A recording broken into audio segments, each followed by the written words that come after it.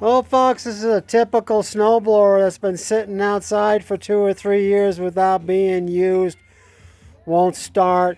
The gasoline almost made me puked when I smelled it. Gonna put a new tank on it, and it started right up.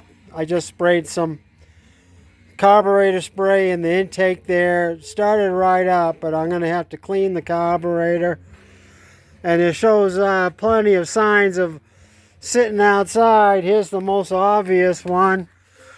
Another mouse nest that I'm going to clean out and lubricate the right here. The spindle shaft here. Clean that and lubricate it, and it's going to shift better.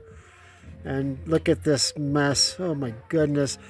But this is a pretty good machine. Otherwise, it's an old 80. And it's in pretty good shape other than being neglected for, several years outside. Another day or so, I'll have it back and running in pretty good shape. And we'll see what we can do. But if you leave your machine outside, you can be sure that the mice are going to find a place to nest.